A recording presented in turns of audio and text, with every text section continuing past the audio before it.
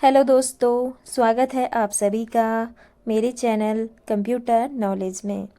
आज की वीडियो में मैं लेकर आई हूँ आपके लिए सीपीयू।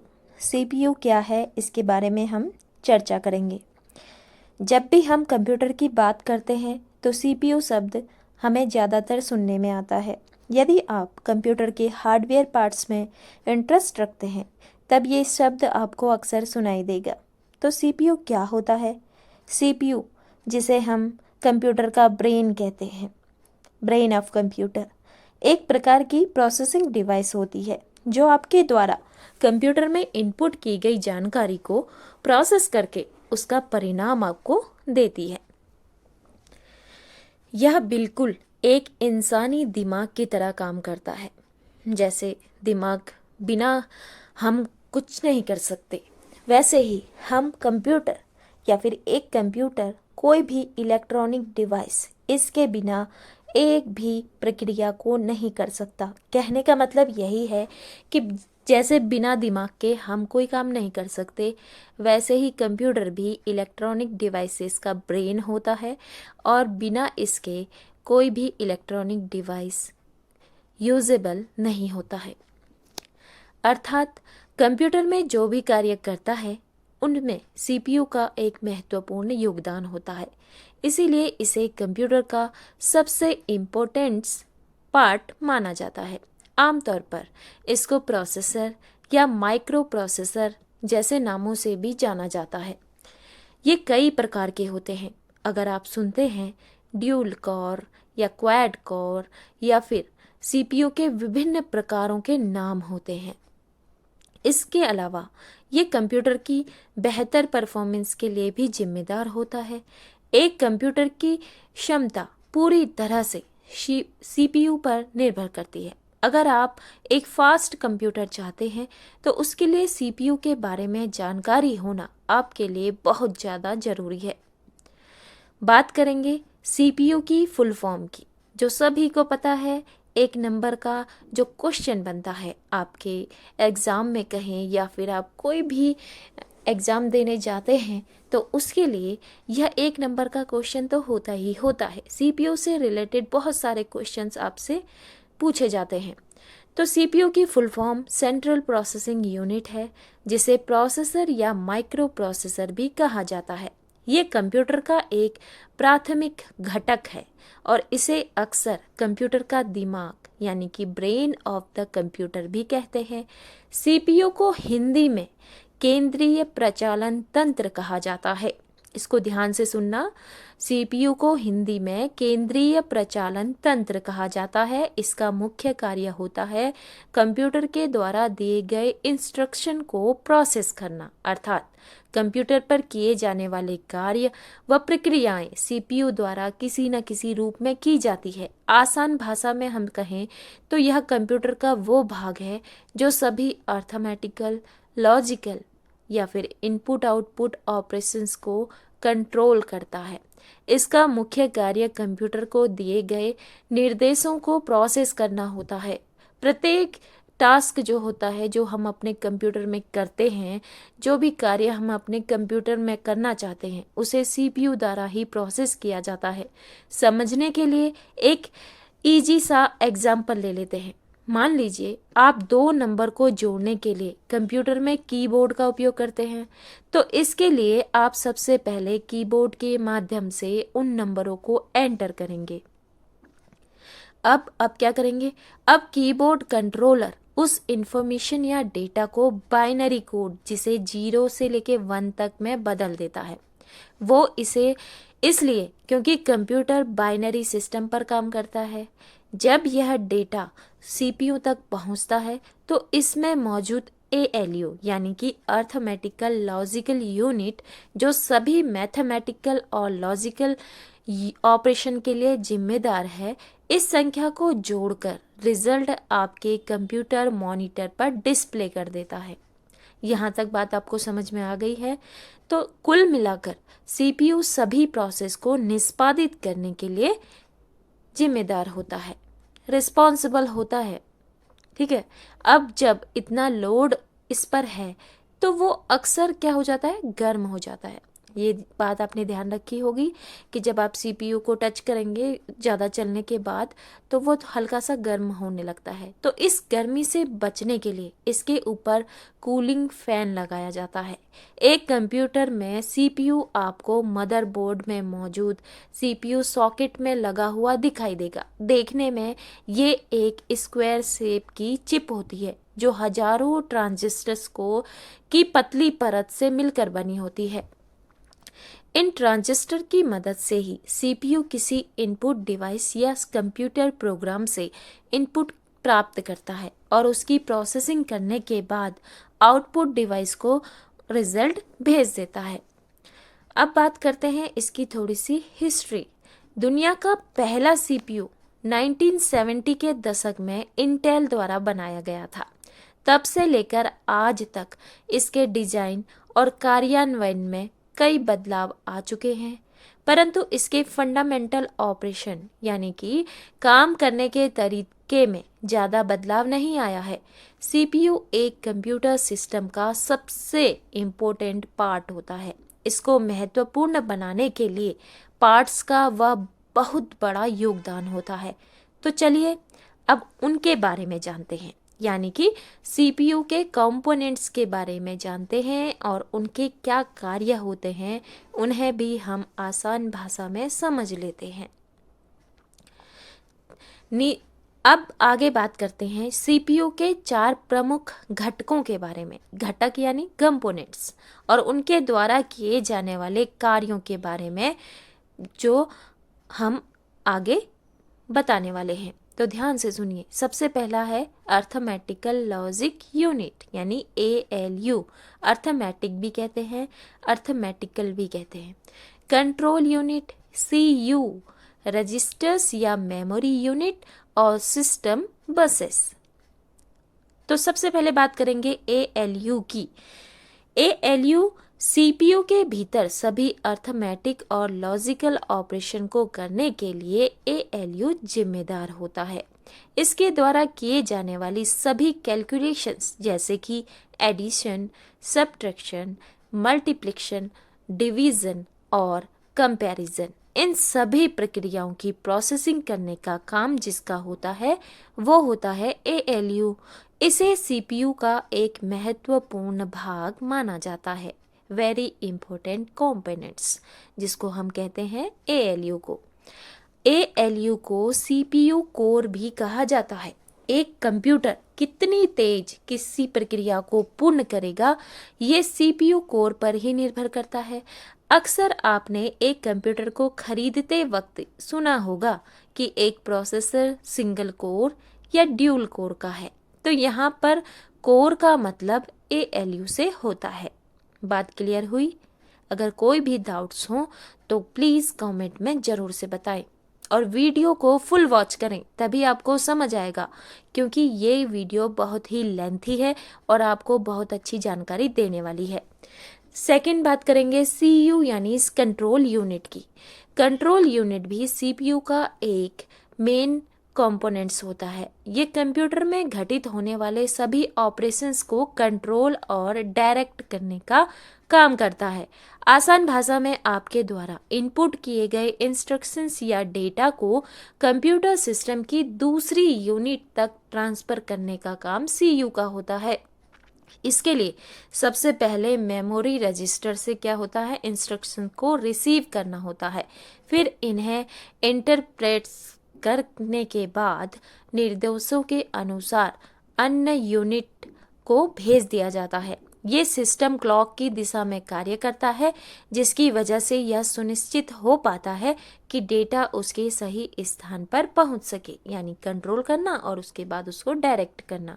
ठीक है, ये बात हुई CU की। अब बात करेंगे रजिस्टर्स या फिर मेमोरी यूनिट की। यह सीपीयू की टेम्पररी स्टोरेज होती है, जहां प्रोसेसिंग के लिए आए डेटा या निर्देशों को स्टोर किया जाता है। ये इंफॉर्मेशन को बिट्स की फॉर्म में रखता है। ये रजिस्टर अलग अलग कैपेसिटी के होते हैं, जैसे 2 बिट, 8 बिट, 4 बिट। ठीक है, तो इनको रजिस्टर कहा जाता है। रजिस्टर से रिलेटेड अगर आपको और जानना है तो ये एक वीडियो अलग से बनी हुई है, मैं लिंक भेज दूंगी, आप जरूर से देखिए। इसमें रखे डेटा को सीयू प्रोसेसिंग के लिए एएलयू तक ले जाता है। ये मेमोरी एक कंप्यूटर मेमोरी नहीं होती है, बल्कि इसे सीपीयू की लोकल स्टोरेज कहा जाता है, जो प्रोसेस किए जा रहे डेटा को होल्ड करके रखती है। इन रजिस्टर के कई अन्य वर्ग होते हैं जिन्हें आप देख सकते हैं, जैसे कि मेमोरी एड्रेस रजिस्टर, जिसे MAR कहा जाता है। जब कंप्यूटर मेमोरी से डेटा प्रोसेसिंग के लिए सीपीयू के पास आता है तो उसका एक एड्रेस होता है। उन एड्रेस को स्टोर करने के लिए MAR का उपयोग किया जाता है। ये तो हुई MAR की। दूसरा होता है MDR, मेमोरी डेटा रजिस्टर। यह मेमोरी से रिसीव डेटा या इंस्ट्रक्शंस को होल्ड करता है। ठीक है। तीसरी बात होती है पीसी की, यानी प्रोग्राम काउंटर। ये नेक्स्ट इंस्ट्रक्शन को होल्ड करके रखता है। फिर बात करते हैं नेक्स्ट वन की, तो वो होता है करंट इंस्ट्रक्शंस रजिस्टर की, जिसे CIR कहा जाता है।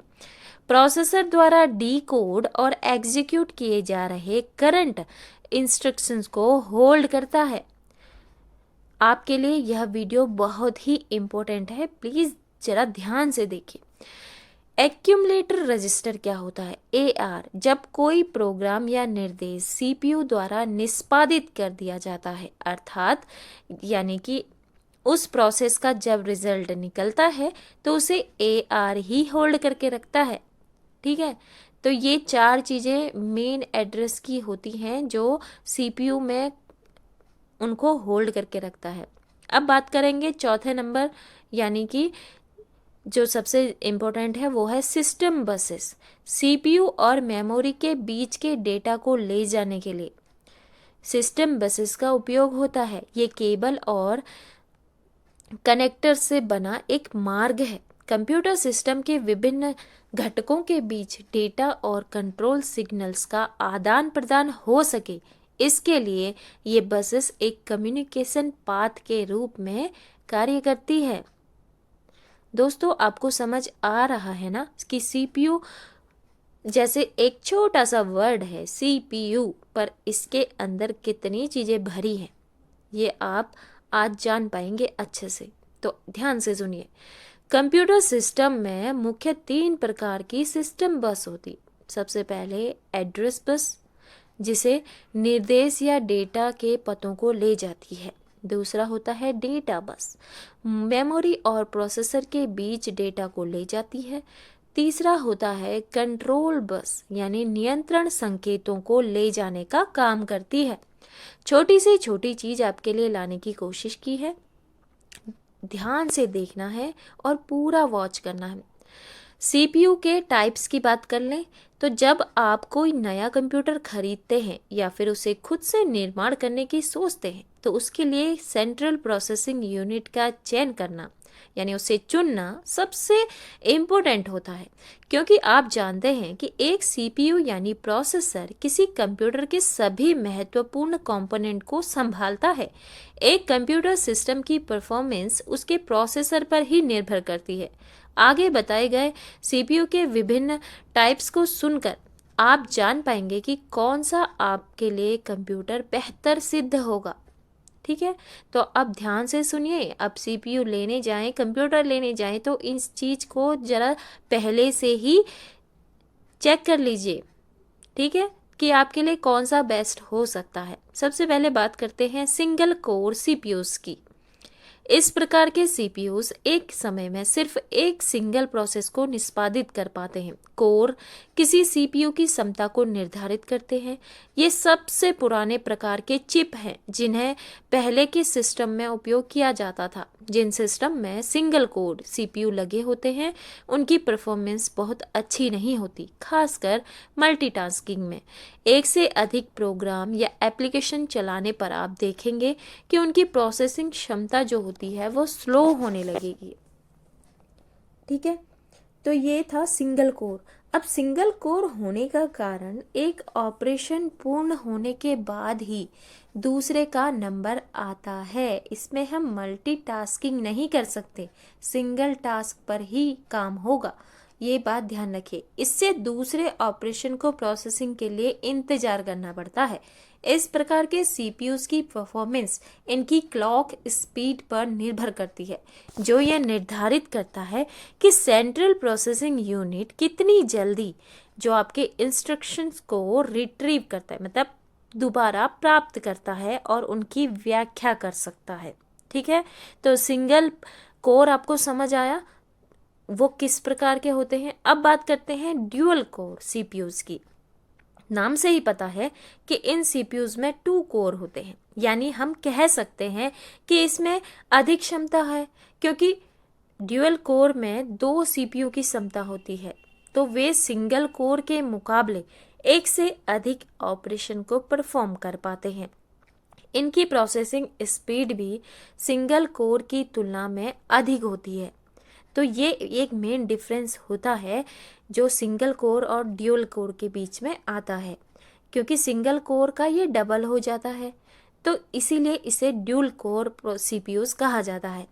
अब प्रक्रिया को करने के लिए जिस प्रौद्योगिकी का हम उपयोग करते हैं उसे ड्यूअल कोर टेक्नोलॉजी कहते हैं। एक बात ध्यान रखने वाली है कि यह एक समय में सिर्फ एक ही प्रक्रिया का निष्पादन कर सकता है, परंतु इस तकनीक के माध्यम से एक सिंगल सिलिकॉन चिप में 2 कोर्स को जोड़ दिया जाता है। ठीक है, ये भी क्या करता है, एक समय में एक ही प्रक्रिया को करेगा। तो ड्यूअल कोर समझ आया। ठीक है, एक सिंगल सिलिकॉन चिप में क्या कर देते हैं, कोर्स को जोड़ दिया जाता है, इसीलिए ये ड्यूअल कोर्स माना जाता है। अब बात करते हैं क्वाड कोर्स की। इसका मतलब होता है कि 4 कोर वाले सीपीयू, अर्थात प्रत्येक कोर स्वतंत्रता के साथ यानी बिल्कुल फ्रीली किसी भी प्रोग्राम को प्रोसेस और निष्पादित कर सकते हैं। आप कह सकते हैं कि एक कंप्यूटर सिस्टम का कार्यभार 4 जगह पर डिस्ट्रीब्यूट हो जाता है। आजकल के मल्टीटास्किंग माहौल में इस प्रकार के सीपीयू आपको ज़्यादा देखने को मिलेंगे, क्योंकि मल्टीटास्किंग वर्क करना है, हमें क्या करना है, कम समय में ज़्यादा काम निकालना है, तो हम ज़्यादा क्षमता वाला लेंगे। कंप्यूटर पर चलने वाले प्रोग्राम और operating system quad core CPU की क्षमताओं का उपयोग कर पाएँ, इसके लिए उनमें एक खास प्रकार का कोड होता है जिसे एसएमटी कोड कहा जाता है। एसएमटी यानी मल्टी थ्रेडिंग टेक्नोलॉजी। ठीक है, सिमुलेशन मल्टी थ्रेडिंग टेक्नोलॉजी के नाम से जाना जाता है। यह मल्टी प्रोसेसर आर्किटेक्चर पर काम करते हैं। ऊपर बताए गए सिंगल और ड्यूअल कोर से क्षमताओं के मामले में ये एक बेहतर सीपीयू है। आपको समझ आ गया है कि सिंगल कोर, ड्यूअल कोर और क्वाड कोर क्या होते हैं, तो आप अच्छे तरह से समझ पाएंगे कि आपको कौन सा सीपीयू लेना है। अब बात करेंगे वर्किंग ऑफ सीपीयू, यानी सीपीयू कैसे काम करता है, वो भी तो आपको जानना चाहिए। अब तक आप जान चुके होंगे कि सीपीयू किसे कहते हैं, लेकिन ये कैसे काम करता है ये जानना भी काफ़ी दिलचस्प है। आज हमारे आसपास अलग अलग परफॉर्मेंस वाले सीपीयूज क्या हैं, अवेलेबल हैं, लेकिन किसी भी टास्क को करने के लिए एक ही तरीके का पालन करते हैं। जब किसी प्रोग्राम या इनपुट डिवाइस के माध्यम से इसे इंस्ट्रक्शंस दिए जाते हैं तो उन्हें निष्पादित करने के लिए यह 3 चरणों में काम करता है, यानी ये 3 पार्ट्स में डिवाइड हो जाता है, जिसमें फैच, डिकोड और एग्जीक्यूट करने की प्रक्रिया शामिल होती है। फैच करना, डिकोड करना, उसके बाद एग्जीक्यूट करना। ठीक है, अब बात करेंगे working of CPU with block diagram की।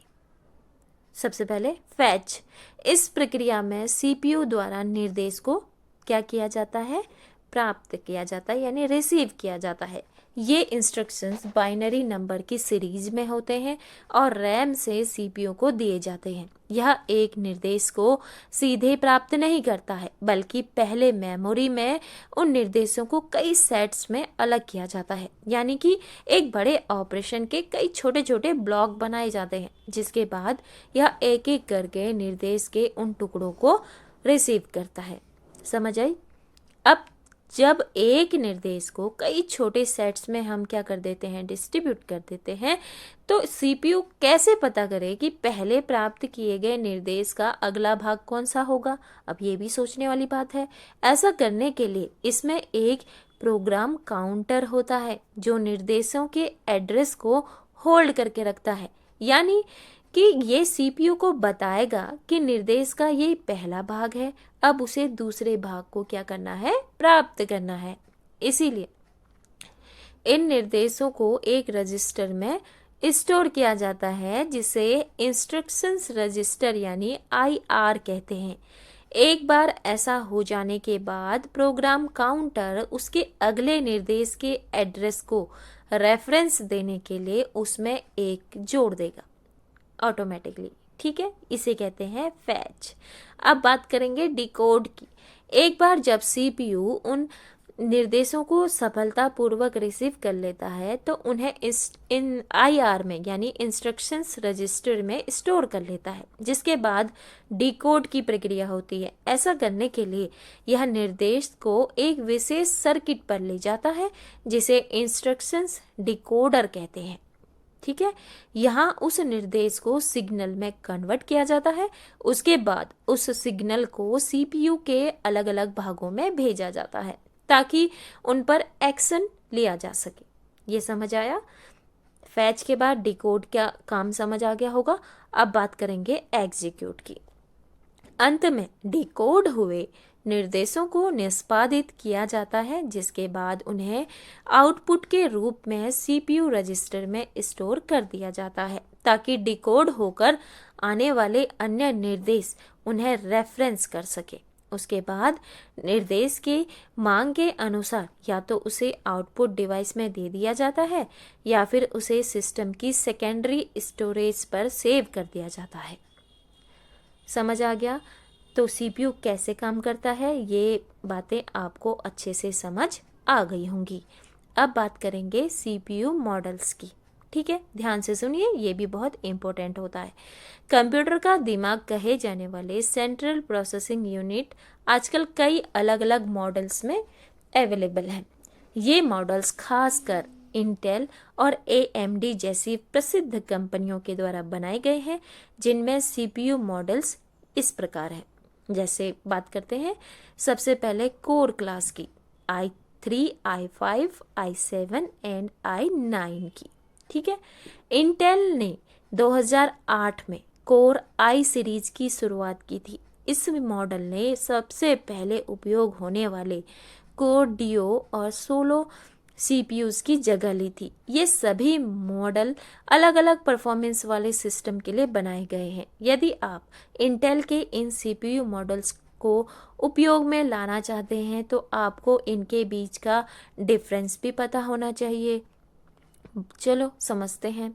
सबसे पहले बात करेंगे कोर i3 की। इंटेल के इस प्रोसेसर मॉडल को सामान्य यूजर और बजट गेमर के लिए डिजाइन किया गया है। i3 प्रोसेसर आमतौर पर 4 कोर्स व 4 थ्रेड पर आधारित होता है। ठीक है, ये था कोर i3। अब बात करेंगे कोर i5 की। ये सीपीयू 6 कोर्स और 6 थ्रेड पर आधारित है, जिसे एक गंभीर यूजर की ज़रूरतों को ध्यान में रखकर बनाया गया है। कोर i7 इस मॉडल में कोर i5 की तरह ही 6 कोर्स होते हैं, लेकिन थ्रेड्स की संख्या 12 होती है, जिसकी वजह से यह मल्टीटास्किंग में काफ़ी मदद करता है। अगर आप उच्च स्तर का सिस्टम चाहते हैं तो कोर i7 एक बेहतरीन ऑप्शन है आपके लिए। तो कोर i9 की बात करें तो ये मॉडल अभी सबसे लेटेस्ट है, जिसमें 10 कोर्स और 20 थ्रेड्स मौजूद हैं। हाल ही में लॉन्च हुआ कोर i9 अब तक का सबसे बेहतरीन प्रोसेसर माना जाता है। तो दोस्तों, आपको समझ आ गया होगा कि कोर i3, i5, i7 और i9 में कौन बेटर है। पेंटियम क्लास क्या होती है? पेंटियम, ठीक है, सबसे पहले पेंटियम सीपीयू मॉडल को इंटेल द्वारा 1993 में पेश किया गया था। ये जनरल पर्पस कंप्यूटर में सबसे ज़्यादा इस्तेमाल होने वाले मॉडल थे। हालांकि 2006 में जब कोर सीरीज के प्रोसेसर पेश किए गए तब इनका उपयोग काफ़ी हद तक कम हो गया, परंतु आज भी पेंटियम 4 ड्यूल कोर को काफ़ी पीसीज में उपयोग किया जाता है। अब बात करते हैं AMD यानी एथॉन ड्यूरॉन सैम्प्रॉन ऑप्टेरॉन फेनोम या रेजॉन। ठीक है, ये AMD का फुल फॉर्म माना जाता है, या फिर AMD के कंपनी की सबसे बड़ी कंपनी की बात करें तो AMD दुनिया की दूसरी सबसे बड़ी मैन्युफैक्चरर कंपनी है CPU की। इसने अपना पहला पेंटियम कॉम्पेटिबल CPU K5 1994 में पेश किया था। इसके बाद AMD ने अपने बाकी प्रोसेसर मॉडल्स को एक के बाद एक बाजार में उतारा। दिए गए नाम इसके द्वारा पेश किए गए मॉडल्स हैं। इसके अलावा कई दूसरे मॉडल उपलब्ध हैं, परंतु जो मॉडल्स मैंने अभी आपको बताए, तो अगर आप एक कंप्यूटर सिस्टम बनाना चाहते हैं तो उसके लिए अपनी ज़रूरत के हिसाब से प्रोसेसर का चुनाव करना होगा। इसके अलावा यह भी देख लें कि आपके द्वारा चुना गया प्रोसेसर आपके मदरबोर्ड को सपोर्ट करता है कि नहीं करता है। जो आपके मदरबोर्ड को सपोर्ट करे उसी मॉडल को आपको चुनना है। अब सीखिए कि अपना CPU मॉडल कैसे देखें। अगर आप अपने PC के CPU मॉडल और उसकी डिटेल चेक करना चाहते हैं तो उसके लिए आपको हमारे द्वारा बताए गए तरीके को फॉलो करना है।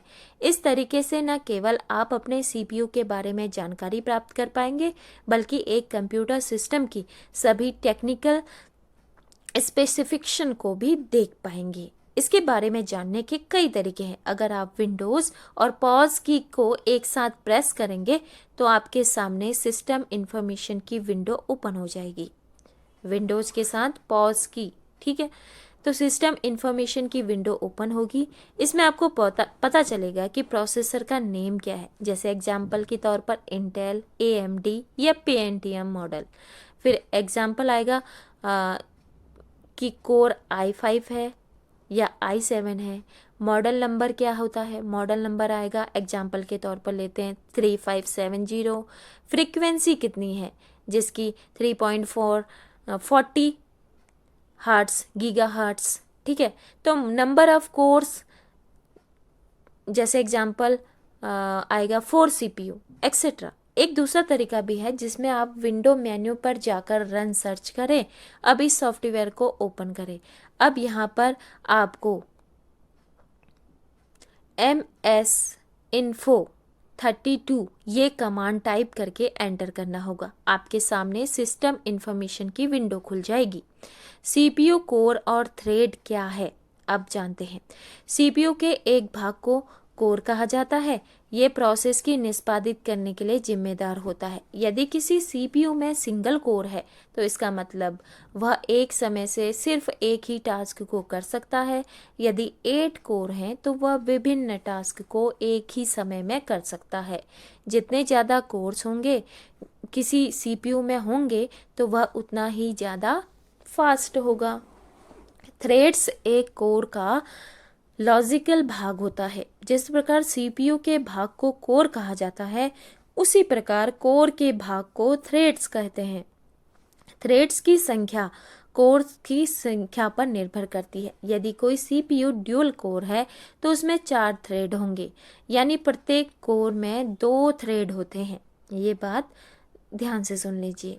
प्रत्येक थ्रेड में क्या होते हैं, प्रत्येक कोर में 2 थ्रेड होते हैं। ठीक है, उदाहरण के लिए एक कंपनी है जिसमें 2 व्यक्ति काम करते हैं, अर्थात कोर की संख्या कितनी है, 2 है। उनमें प्रत्येक व्यक्ति के पास 2 हाथ है, यानी थ्रेड की संख्या कितनी हुई, 4। कुल मिलाकर CPU एक समय में कितना कार्य करेगा, ये उसके कोर्स और थ्रेड्स पर निर्भर करता है। ठीक है, अब बात करते हैं कि कंप्यूटर में CPU कहाँ पर स्थित होता है। Where is CPU located? CPU placed into the CPU socket in motherboard। समझ आई? नहीं आई होगी, आइए समझते हैं। अक्सर हम जब भी CPU का नाम सुनते हैं तो हमारे दिमाग में एक बड़े काले बॉक्स की तस्वीर घूमने लगती है, खासकर उनकी जो कंप्यूटर के बारे में ज़्यादा जानकारी नहीं रखते हैं, उन्हें लगता है वो बड़ा सा बॉक्स ही सीपीयू है, परंतु ऐसा नहीं है। वो एक पीसी कैबिनेट है। जो काला बॉक्स आपको बाहर से दिखाई देता है उसको क्या कहते हैं? PC cabinet. ठीक है, तो जिसके अंदर कंप्यूटर के सभी इंटरनल पार्ट्स क्या होते हैं? अवेलेबल रहते हैं।